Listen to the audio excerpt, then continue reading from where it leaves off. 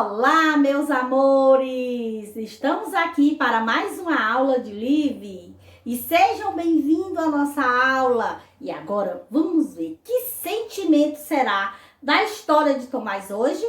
Vamos lá? Preste atenção à leitura. A pilha. O pai do Tomás achou uma ótima ideia. A mãe achou uma ideia de Jerico.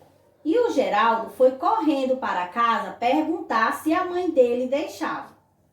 Mas, até escurecer, o Geraldo ainda não tinha dado notícias. E o Tomás começava a ter algumas dúvidas se sua ideia era boa mesmo ou não. Acontece que agora já estava tudo organizado. E, mesmo não sabendo se ainda queria, Tomás estava lá, na casa da árvore, acampando sozinho, bem no meio da noite mais escura do ano. Ele estava um pouco irritado, porque justo nessa noite não tinha lua e a lanterna que sua mãe tinha dado a ele, junto com um beijo de boa noite, ficava apagando o tempo todo. Ele ainda tinha 17 pilhas dentro de uma caneca ao lado do saco de dormir. Mas uma delas era do tamanho errado e não servia na lanterna, embora fosse perfeita para aquela pistola com laser que atirava dardos de borracha que ele ganhou no Natal passado. Pensando bem, talvez a pistola fosse muito mais útil do que uma lanterna nesta noite. Tomás sabia que o barulho que ele ouvia do lado de fora da casa da árvore era só o vento que balançava as folhas da árvore. E sabia também que, quando o silêncio tomava conta de um minuto para o outro, não era por nada demais. Ou será que era? Ele repetia para ele mesmo que nada demais ia acontecer, que as pessoas que ele amava não iam desaparecer. Nem os estranhos, tenebrosos, iam aparecer, mesmo tendo certeza absoluta de que era isso mesmo que aconteceria se ele dormisse. Besteira! Apenas em histórias as pessoas dormem e as coisas ruins acontecem. Será? Em todas as histórias de terror é exatamente isso, o que as pessoas pensam antes de ser atacadas por dinossauros, viajantes do tempo, ou por aranhas gigantes, ou por zumbis, ou até mesmo por outras pessoas. Nada vai acontecer e zap, acontece.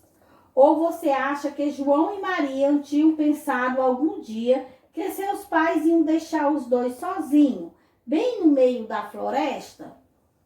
Isso sem contar fantasmas, espíritos e zumbis, que é lógico que não existem. Mesmo que seja muito provável que existam, tem até filmes sobre eles. Então, agora o Tomás estava sozinho na sua casa da árvore, sem conseguir dormir, suando frio, com as mãos tremendo e sem abrir os olhos, para não deixar escapar as lágrimas que ele não queria chorar, bem no meio de uma noite escura, fria e sem lua. De repente, ele sente que o saco de dormir definitivamente não é seguro. De repente, barulho no quintal. De repente, silêncio. De repente, o terceiro degrau faz um barulho igual ao da bota do seu avô. De repente, silêncio de novo. De repente, Tomás tem certeza de que não estava mais sozinho. Tem certeza de que tem alguma coisa lá com ele. E agora? Ele não consegue mais se mexer dentro do saco de dormir. Ele queria se mexer, queria sair correndo dali, mas estava paralisado. Primeiro, ele chama por sua mãe. Pode ser que seja ela quem esteja lá na casa da árvore com ele. Mas ela não responde. Será que ela morreu? Pai! É você, pai? De novo, nenhuma resposta. Será que ele foi embora da minha vida? Tomás começa a chorar baixinho. Depois, um pouco mais alto. Depois, mais alto e chamando pelos pais. até que finalmente sua mãe o chama de volta. O que foi, filhote? Diz ela, sentada do lado dele no saco de dormir. Não está confortável aqui? Machucou? Algum bicho lhe mordeu?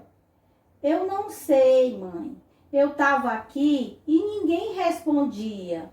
É que a gente estava lá na sala acendendo a lareira e fazendo pipoca para te convencer a voltar para dentro de casa. Tá bom, eu volto, mas só porque você tá implorando. Tomás voltou para casa aliviado. A mãe dele voltou sorrindo. A noite continuou sem luar. Os barulhos que Tomás ouviu, ninguém sabe até hoje o que eram. E a pilha de tamanho diferente foi guardada na caixa colorida da casa da árvore. Só para garantir, vai que um dia ele precisa dela. Então, o sentimento da nossa história com Tomás hoje foi de quê? De medo. Vocês sabiam que o medo em nossa vida, a gente pode diferenciar o medo de atrapalhar e o medo que protege? Olha, prestem atenção que a tia vai falar. Eu tenho medo de entrar no mar, porque eu sei que se eu entrar no mar, eu vou me afogar. Então, esse medo que eu tenho é um medo de proteger, certo? Por quê? Porque se eu sei que se eu entrar no mar, eu vou me afogar. Então, eu já tenho medo. O medo que atrapalha é aquele medo que a gente tem um desejo de fazer uma coisa e não faz porque tem um medo.